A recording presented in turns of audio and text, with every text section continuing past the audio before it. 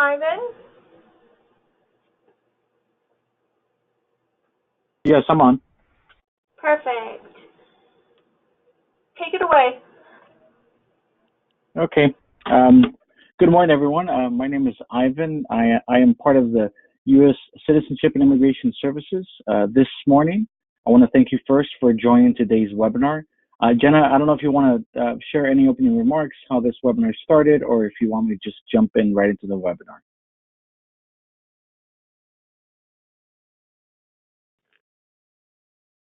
Okay, I'm going to take that silence as jump into the webinar. So once again, I am part of the Department of Homeland Security. And this morning, we're going to go ahead and cover some information that's very important to all your businesses, and it's in regards to the Form I-9 and E-Verify. Primarily, we're going to be focused on the Form I-9. I actually am based out of Los Angeles, but the state of California is part of my jurisdiction. Tomorrow morning, I will actually be in San Diego for an event. Today, once again, thanks to the San Diego SHRM for hosting this webinar and for allowing us to provide this valuable information. So we're going to go ahead and get started. Today's agenda is the background of the Form I-9, how to complete the revised Form I-9, storage and retention, the Form I-9 and E-Verify, how those work together, and just some additional resources for your use. Now, back in 1986, in an effort to control illegal immigration, Congress passed the Immigration Reform and Control Act.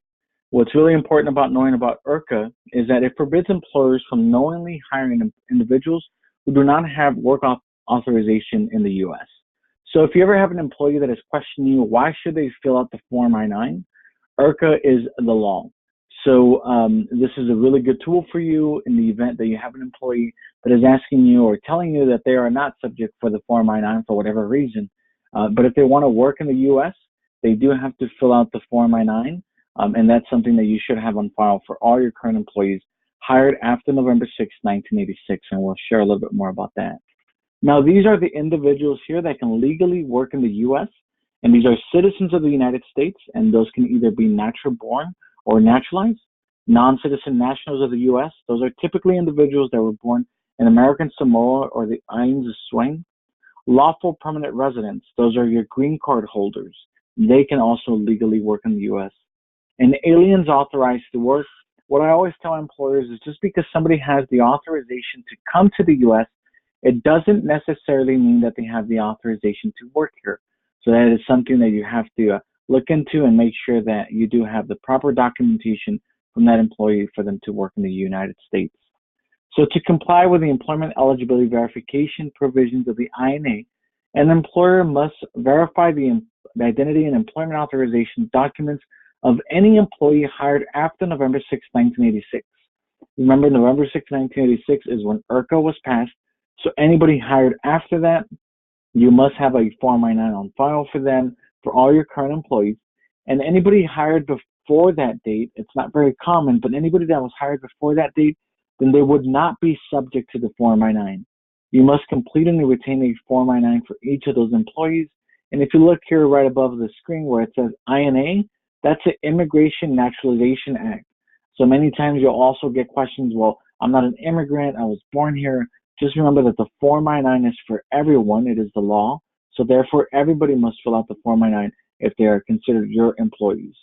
You must refrain from discriminating against individuals on the basis of actual or perceived national origin, citizenship, or immigration status. In preventing discrimination, the anti-discrimination provisions of the immigration law, that's what the INA stands for, 4 types of unlawful conduct are prohibited, and that's citizenship or immigration status, national origin discrimination, document abuse, and retaliation. The one that we see the most often is document abuse during the Form I-9 process. Many times employers are accustomed to ask employees for 2 forms of IDs at the time of hiring, and that is something that you have to be careful because if an employee, one example that I'll give is let's say they are a permanent resident and they come to your place of business with a permanent resident card, that is a List A item, and we'll go into detail in List A, B, and C, but a List A item would be more than sufficient for the Form I-9. But let's say one of your questions may come up, well, Ivan, we need a driver's license from him because he's going to be a driver. well, that would be a separate process, and that's something that you have to ensure that you are making that distinction in that process of collecting documentation. So document abuse during the Form I-9 process, that's a big one. That's something that we see very often. It is real, and obviously it can be seen as discriminatory. So you want to make sure that you stay away from that and just be clear of what documents you're asking for what reason. Now, if an employee ever feels discriminated, they're going to call the Immigrant and Employee Rights Section. It's called IER, and it's part of the Department of Justice. We work really closely with them. All this information that you see on the screen can be found in the instructions of the Form I-9. In addition, if you ever have a practice that you want to run by the Department of Justice, just to make sure that it's not discriminatory, you can call this number. You can remain anonymous in that process. You don't have to tell them who you are, who you work for. Just give them that process that you want to check, and they will tell you if that's discriminatory or not. Once again, this is part of the Department of Justice, and this information is in the instructions of the Form I-9. So all U.S. employers must have a Form I-9 on file for all their current employees. The revision form has the date of July 17, 2017, and as of September of last year, 18, you should be using the revised form for all your newly hired employees. Now, because we have that new revision, it doesn't mean that you need to complete a new Form I-9 for all your current employees. It simply means that whenever you have a new employee, you must have the revised form to be used. And like I mentioned before, you are not required to have a Form I-9 on file for any employee that was hired on or before November 6, 1986. And you may delegate the authority to complete the Form I-9 to a responsible agent. However, you will retain liability for any errors. What that means is that typically the employer section, Section 2, that sometimes is handed out to a responsible agent, whether it's a hiring manager or an attorney, somebody out of state. If you have employees like that, you can do that, but just know that your organization is liable for any of the errors on that Form I-9. Now, this is what the Form I-9 looks like. It is a fillable version. You can go on our website and find out the new fillable version of the actual form. We cannot call it an electronic form because you cannot sign it electronically, but it is a fillable version that you can use. Keep in mind that you can use a variation of it. So what that means is that you can either use the paper form that you're using now, and that's perfectly fine, or you can use a combination where the employee their part is fillable. They fill it out on the computer and then they print it out, and then they use paper for Section 2 or vice versa. So whatever combination you want at this time, it's perfectly fine. But I do recommend that if you use a fillable, to try to use it yourself as well. It's going to help to minimize any of the errors, and I'll explain some of those coming up in the next few slides. Now, you're also, as I mentioned, not required to complete Form I-9s for casual domestic service employees working in a private household, independent contractors, and employee working outside of the United States. When we say the United States, we mean the 50 states, Washington, D.C., Guam, Puerto Rico, U.S. Virgin Islands, and Commonwealth of Northern Mariana Islands. Now, the one that you may see the most are independent contractors for whom you do not serve their work hours or provide tools to do their job. So those are in California, those are typically like your 1099 employees, or, well, basically, if they're not your employees, you do not fill out a Form I-9 for them. So many times we'll also get companies asking, well, I hire from a temp agency, and during the temp period, they belong to the temp agency. Who is responsible? The temp agency would be responsible at that time, unless you obviously decide to hire the employee in-house. Then at that point, you would have to complete a Form I-9 for that employee. Now, here's the list of acceptable documents. There was an update with the most current version of the Form I-9, and you must make the list of acceptable documents available to your employees when he or she is completing the Form I-9. The employee must provide one document from the list A, because that establishes either both identity and employment authorization, or a combination from B and C, because B is only identity and C is only employment authorization.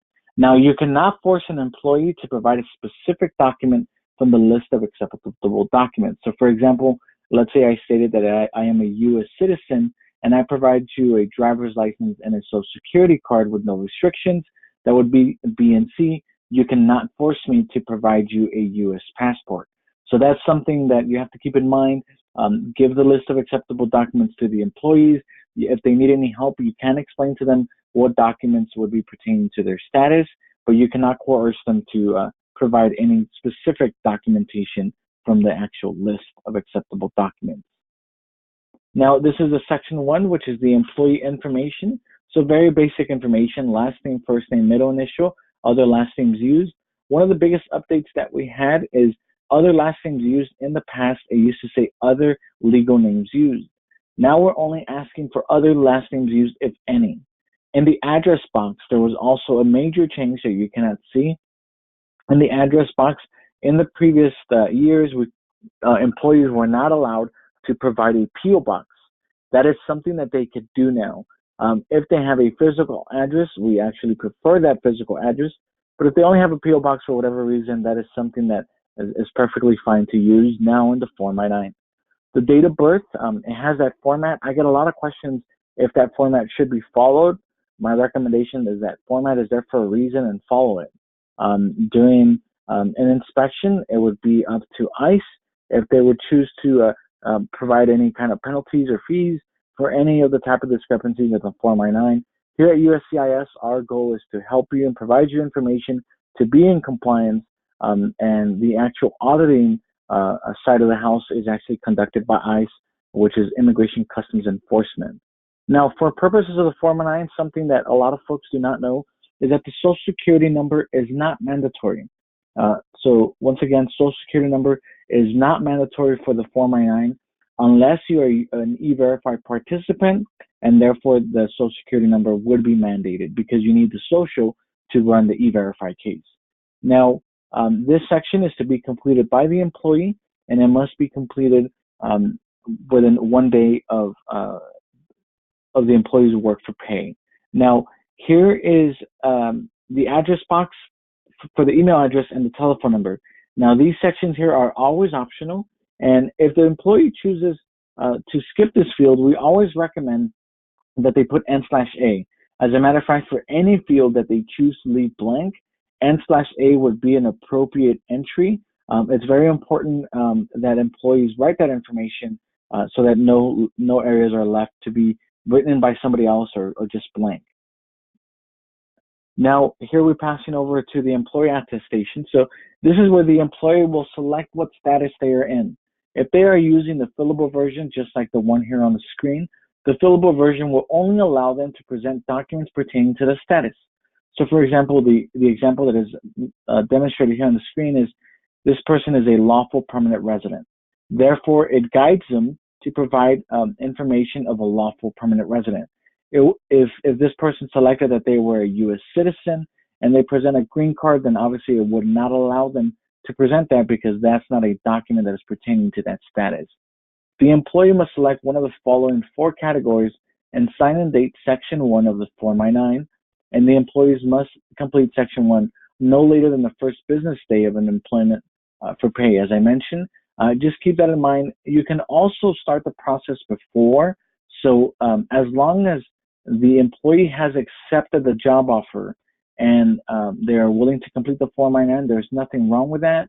Let's say you are going to hire me for the summer and you hire me now and I have accepted the job offer, you can hand me the Form I-9 and I can start completing the process of the Form I-9 before I actually begin work for pay.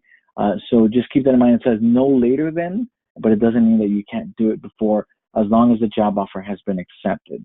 Now, you are able to help the employee prepare and translate the form, but if you do so, you have to make this, well, the employee has to make the clear distinction that he did receive help or that he didn't receive help. So in the past, we had a lot of conflicting issues where employees would say that the individuals from HR filled out information, or HR would say that, the employee was the one that did it. So now we have information here that is very clear. So on the top left, you'll see I did not use a preparer translator. If they're using the fillable version, this whole entire area will be grayed out. There will be no information that can be inputted. But if the person receives a preparer translator, then they would be able to fill out basically the information of the preparer translator. The preparer and translator can also be the same person that reviews the documents. It can be the same person that does Section 2. Just keep in mind that when you do a preparer translator, that the employee is the one that is signing and dating the Form I-9 for the Section 1. So you can prepare and translate the entire form, but sign in and date, that is something that the employee must do. Okay, so now, Ivan, excuse me. It looks like we have a yes. question. Oh, okay, sorry. From Delia. Oh, yeah. And then you know what, guys? I'm so sorry. I had a technical issue at the beginning, so I will go ahead and update you guys on our upcoming events at the end of the webinar. Okay. Ivan, are I'll you take able the to see question. the question? Perfect. Yeah, I can Thank see you. it. So, so the question that came in, it said, my HR predecessors had all employees complete the updated form. So they now have two forms. Do I need to keep both? Set, destroy, update the form. So, if my recommendation is because the action was already done, it would be best to keep the actual forms on file. You might want to write just a company memo stating that the predecessor took the action of completing new Form I-9s for everyone, and that's it. But in the event that we do have a new form that comes out, let's see, okay, if we do have a new form that comes out, you do not have to complete a new revised form for all your new employees. You would only use the revision for the for the new employees, not the current employees. Those Form I-9s stay on file. But if the action has already been taken, just please keep those on file. Write a company memo stating what happened. You can even notate this webinar if you want. That's perfectly fine, and just proceed with with any future Form I-9s from that point on. I wouldn't discard them because the employees have taken action, and if there were to be questioned or asked if anything like that has happened, you might not have any proof of that already. So it's best to keep them now that the action has been taken. So that's a great question, though. So now moving on to the employer certification of the document review, which is Section 2. So this section here is completed by the employer. It must be completed no later than 3 business days after the employee begins work for pay. Remember, you can do it before as long as the employee has accepted the job offer and they've completed Section 1. The employer must examine original documents, and the documents must be unexpired. One key note here is on the top right. You see it's kind of hard to see on the screen, but it's a 1, 2, 3, or 4, and the citizenship status. That number is derived from the actual status that the employee selected. So whatever status they have selected, whether it's 1, 2, 3, or 4, that number has to match on Section 2 on the top right. If you're using the fillable version, when you select that, then it will only allow the employee to present documentation that is pertaining to that status, and therefore will help you minimize any type of errors. Now, everybody on this call, including myself, we're not required to be document experts. Documents change from time to time, from state to state. We've changed the green cards over the years. So that is something that you have to keep in mind. You're not required to be a document expert, but you must accept a document presented by an employee if it reasonably appears to be genuine and it relates to the person presenting it. At this point, I get a lot of questions in regards to different last names. So if a person got married and they have a different last name, or if there is a different variation of their name in the documents, if you can make the call that the documents are relating to the person, you are able to accept them. There is nothing that says that the documents have to be identical in names. Now, if they're completely different and you don't feel comfortable taking those documents, you are able to ask for further documentation from the employee. We do talk a lot about preventing discrimination, but we also want you to protect your business, and we do tell you that feel comfortable to ask for further documentation if you're not comfortable with the documents that are being presented to you. Now, the documents, like I mentioned, must be originals. Photocopies are not acceptable. The only copies that are acceptable is a copy of a U.S. birth certificate, and that typically has a raised seal that you can feel or touch. And now talking about the documents that have been redesigned, these are the newest green cards. As of May of last year, these are out now. It's the permanent resident card and the employment authorization documents. If you want to learn more, you can go more on our website. These have a lot more enhancements. But if you start seeing them and you're like, what is this? You can go on our website and you can rest assured that we have new green cards out there. So the old ones will be starting to be phased out. Now, something that is fairly new, effective January of last year, there was an auto extension for validity periods of certain employment authorization documents. for up to 180 days. I really recommend that you go on our website to learn more about this. If you have an employee that comes to you and says that they have been auto extended, you can go on our website, you can call us, we can help you. Depending on the individual status, that could be true. So that is something that you want to look into. Sometimes employees will receive an auto extension for either an adjustment of status or some sort of, there's also individuals on TPS, which is temporary protective status. And if that is something that they are being auto extended, we would have information on our website.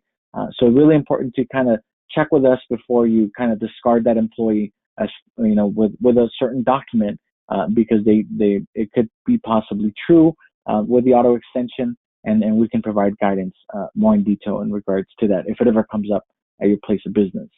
Now, the receipt rule, we're going to briefly talk over this. So a receipt showing that your employee has applied for a replacement document that was lost, stolen, or damaged. Keep in mind there are the bold letters. For lost, stolen, or damaged, it is not for renewals.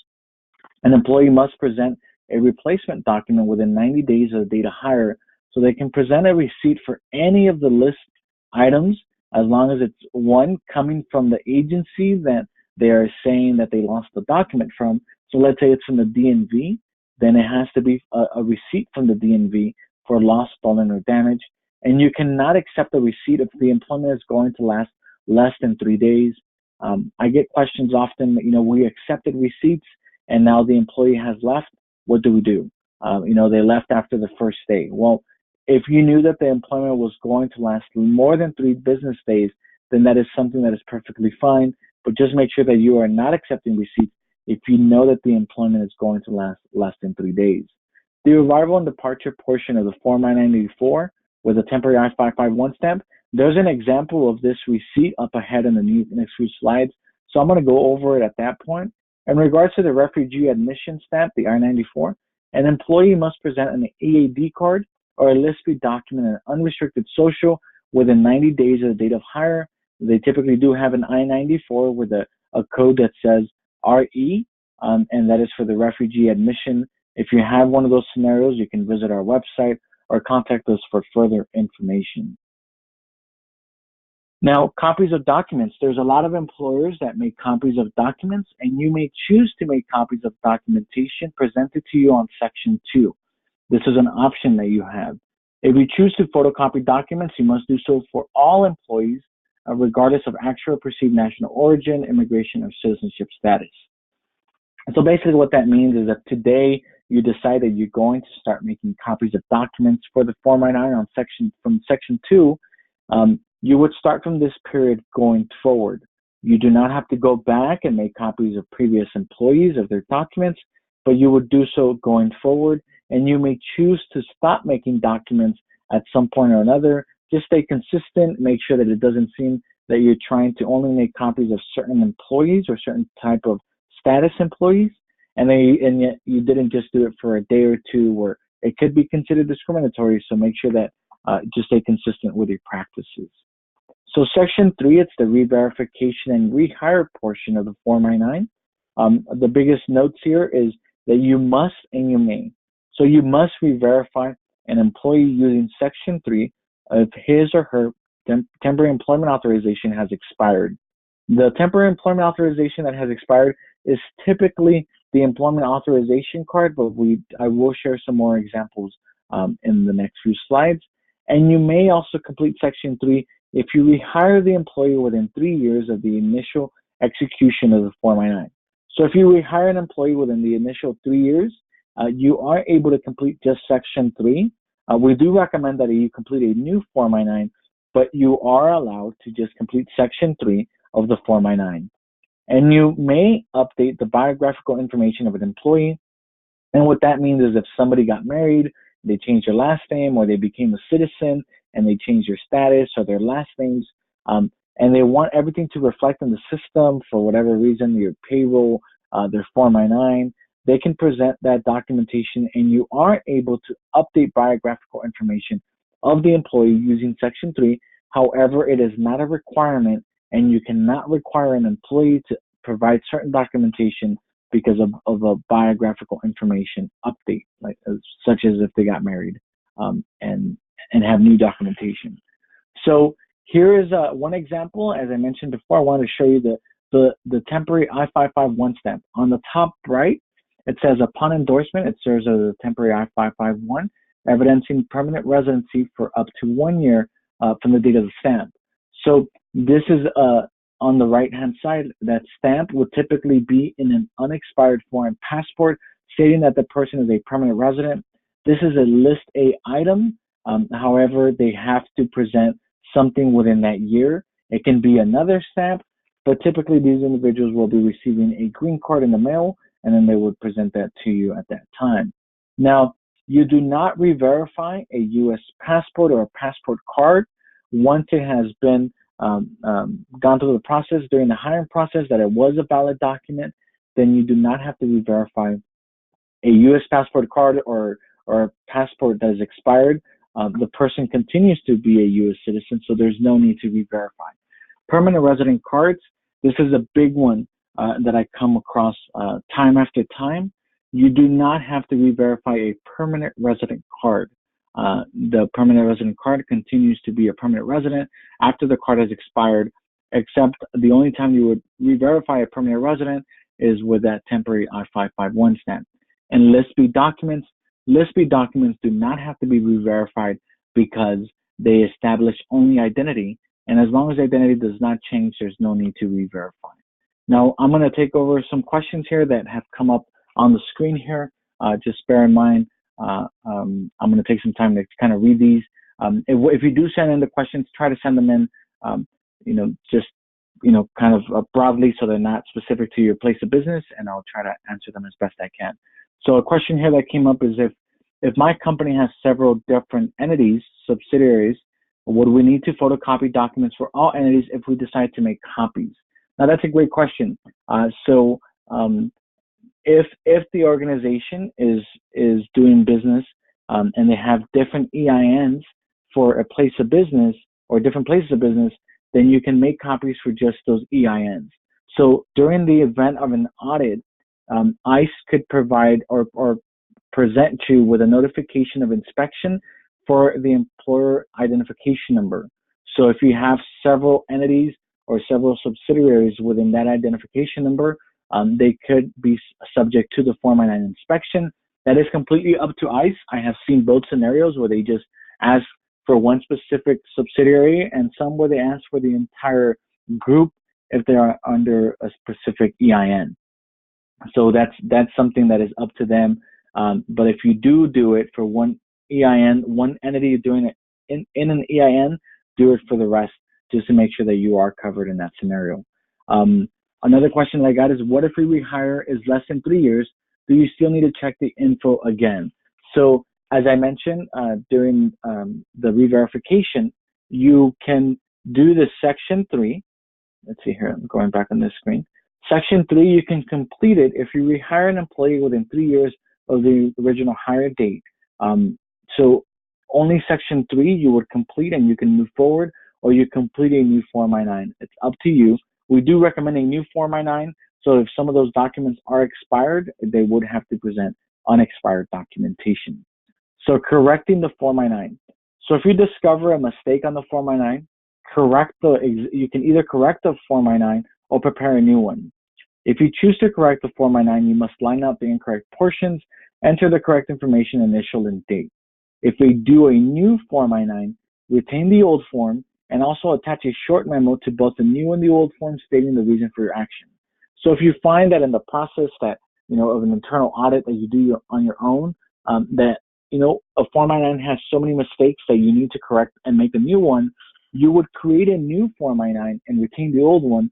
But remember, the new I-9 would be the latest Form I-9. You would not be able to use a previous I-9, even though that was a time of employment. Remember that you're not going to backdate the Form I-9. You're going to keep the new dates as of now. And the only date that will stay in the past is the actual hire date, because that shouldn't change. And, make sure that you provide the employee with the newest Form I-9 and have them complete the new Form I-9 as soon as possible. Now, storage and retention of the Form I-9. Now, you must, as I mentioned, have a Form I-9 on file for all your current employees hired after November 6, 1986, and you must store the Form I-9s and securely in a way that meets your business needs. That can be on-site, off-site storage facility. Store the copies of the documents with the I-9 or with the employee records. Ensure that only authorized personnel have access to the forms because of all the private information. Make Form I-9s available within 3 days of an official request for inspection.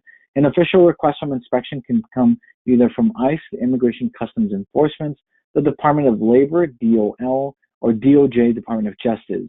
Those are basically the three entities that should be or could be requiring you to provide an official request for inspection of your Form I-9s. Ensure that only the completed forms containing a signature and date are the ones that are being retained. As far as retention, you do not have to keep them for eternity on your Form I-9s. You may choose to keep them forever, but some organizations do choose to discard them. If you choose to discard them, please follow this formula here. So you must keep them for a minimum of 3 years after the date you hired an employee, or 1 year after the date of termination, whichever is later. So for example, let's say you hired me today, I fill out the Form I-9, we go through all the motions, and then I decide to quit tomorrow, or you fire me tomorrow, and you would keep that Form I-9 for at least 3 years. And then in another scenario, let's say I've been working for you for 10 years and I quit today, you would keep that for another year, and then you would be able to discard the file. So that's something that you got to keep in mind and keep that formula if you do choose to discard the Form I-9s. So let's here have another question that says copies of documents is optional, correct? Is there an official recommendation on keeping copies? So we do recommend that you keep copies because you want to be able, at least this is my recommendation, that you want to be able to show an auditor what you were looking at the time of employment for a particular employee if they're questioning you. There is no requirement for you to do that unless you are using the E-Verify system, and then at that point there's certain documents that you do have to make copies. But as far as if there's a mandate with the Form I-9, no, there's no mandate to do the copies of the document. Let's see, I have another question about documents. Where can I print a copy of these slides? I can't write fast enough. Okay, absolutely, I completely agree. I have actually provided these slides to San Diego SHRM. I have allowed them to share them with you so they can make those available for you. I have no problem with you having the slides. I understand that there's a lot of information that is being covered, and you can have a copy of the slides after the presentation. Just I'm sure that Jenna from SHRM will make those available for you, and feel free to share them with whomever you like, because the information that you are receiving today is public information. There's nothing secret or private about this. Now, let's see here. Sorry, just getting used to this new system. So it's Form I-9 and E-Verify. So we're going to talk a little bit about E-Verify and how that works. Now, you must complete a Form I-9 before you actually run an E-Verify case. Form I-9 stays in place. It is not to E-Verify is not to do away with the Form I-9. It's to enhance it. Here in the state of California, we have some of the highest usage of E-Verify across the nation. And that's obviously perhaps because of the size of the state. But in addition, there's a lot of federal contracts in the state of California. Many federal contracts will mandate that you have to use E-Verify, and I attribute a lot of the success of E-Verify to some of those federal contracts that do ensure that you use it. E-Verify is not a mandatory program on a national level. There are some states that are blanket states, such as Arizona, our neighbor, and Georgia. Those are blanket states. There's some others. And then there's other legislations from state to state that vary in regards to any type of issues or type of requirements for Form I-9 and for E-Verify. Form I-9 is for everyone nationwide. So E-Verify is a free web-based service that is fast and easy to use. There are third-party agents out there that will charge you to use it, but if you use it directly with E-Verify, it is fast, it's free, and it's ready to be used. It electronically verifies the employment eligibility of newly hired employees an existing employee is assigned to a federal contract. So that is the event where you can use it. It is not to be used as a pre-screening tool, and you cannot use it on your employees that you hired before the date of enrollment. So let's say you enroll into E-Verify today, you would not be able to use it on anybody before the date of enrollment. It is a partnership between the U.S. Department of Homeland Security and Social Security Administration because it uses both of their databases to ensure that somebody has employment authorization. Some of the goals of E-Verify are to reduce unauthorized employment, minimize verification-related discrimination. It is quick and non-burdensome to employers, and it protects civil liberties and employee privacy. Here's how it works. Very simple graphic, but it's very informative. So Form I-9, you complete that process. You submit that into E-Verify. It sends it over to Social Security Administration and Department of Homeland Security, and then it sends it back with some of those responses there at the bottom: employment authorized, TNC, DHS verification and process. I'll go into details in those in a second. I'm just going to take a question that I have here that just came up. So the question is, if you're a federal contractor, if an employees are required, I believe it says required, a security clearance, do you have to use E-Verify? So that's a great question. So security clearances are completely different than E-Verify and any of that process.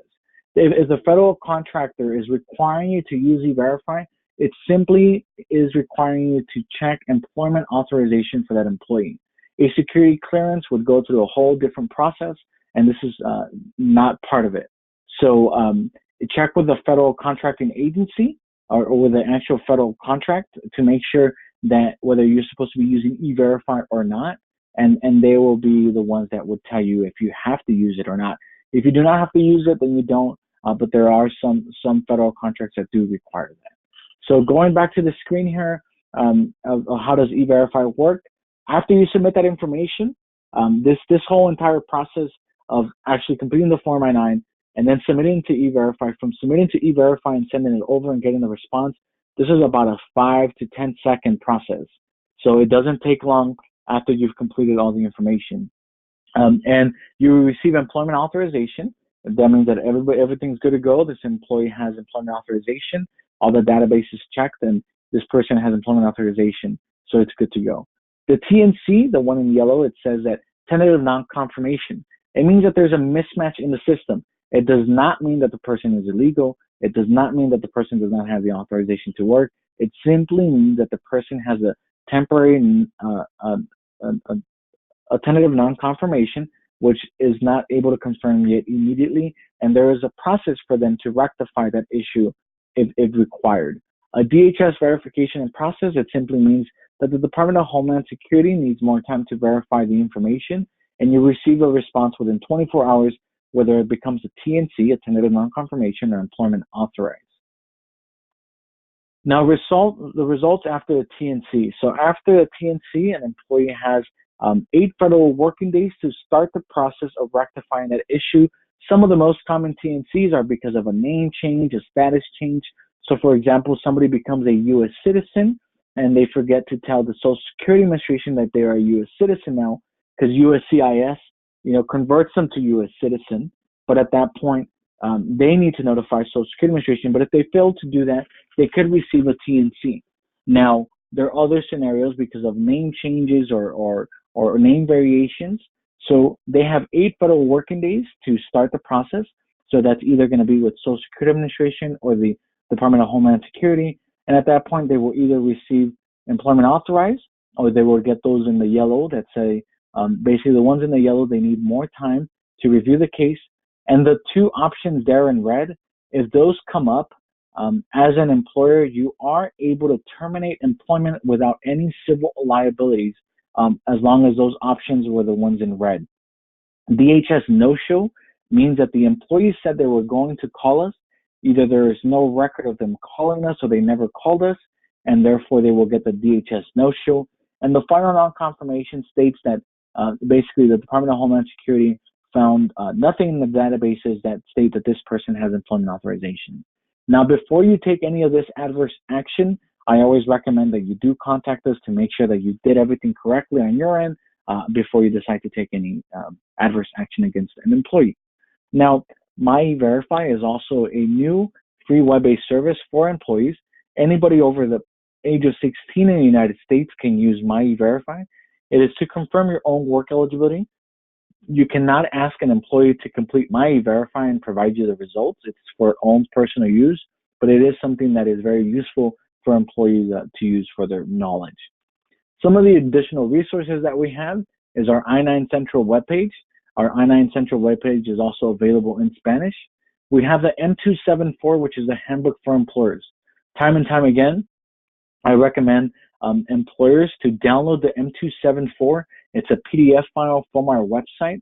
So M274 is the handbook for employers. It has everything that you need to know about the Form I-9 and E-Verify. Well, E-Verify, it's a different manual, but the M274 is for Form I-9. We also provide free customized webinars, just like this one.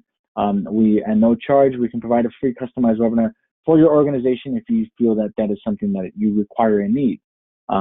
Feel free to visit our website for any additional information. Now, as I mentioned, I am part of the E-Verify outreach team. I am based out of Los Angeles.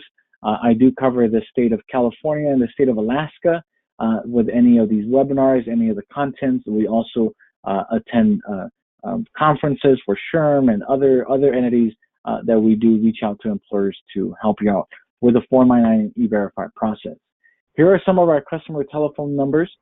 You can call as early as 6 a.m. on the West Coast and as late as 5 p.m. on the West Coast. So the West Coast does get the most coverage just because we do have telephone centers available for your assistance in Los Angeles and Lincoln, Nebraska, and Buffalo, New York. So you do have that scope range of any help that you need in regards to the Form I-9 and Verify. If you have any questions, you can always email us and you can always reach us at our website. Now, immigration law can be complex and it's not possible to describe every aspect of the process.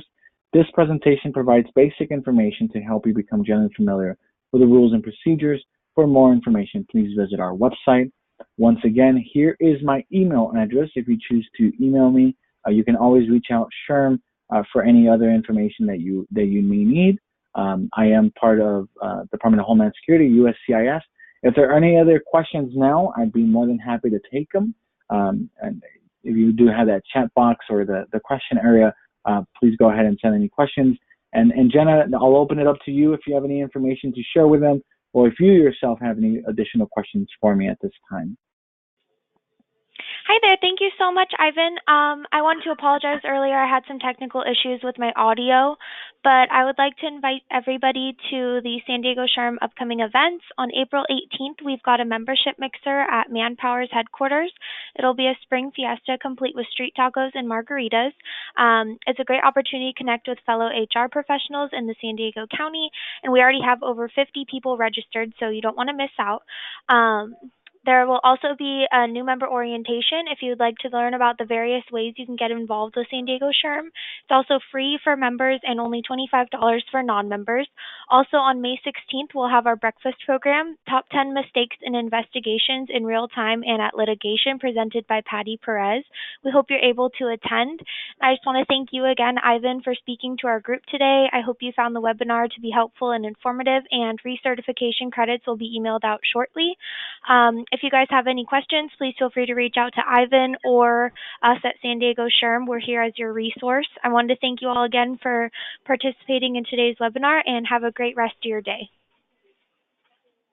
Okay, great. Thank you. Thank you so much. I'm here on the line to see, when will the slides be available? Or are you going to send those out, Jenna, or how do you want to handle that? I will work on uploading them today, and I can include in the certification email how to locate them. Okay, that's awesome. So I hope that helps, Miriam. Any other questions at this time? I'm still here. I'll stay for the next few minutes. And if not, thank you so much. I hope the information today that was shared was useful. I know that I did kind of, that gave you a lot of information within a short amount of time. Visit our website. I'll give you guys a quick little preview. Tomorrow we are going to be launching a new website. So if you go on our website tomorrow, you'll see some new information, and we're really excited because we're getting kind of our own domain. Just Google E-Verify, and then you'll see the new website. And then in addition to that, once again, we're here as for your resource. In addition to Sharon, any other help that you may need, we're more than happy to help. Thank you so much, and I hope that you all enjoy the rest of your day. Thank you so much, Ivan. Thank you, everyone. Bye-bye.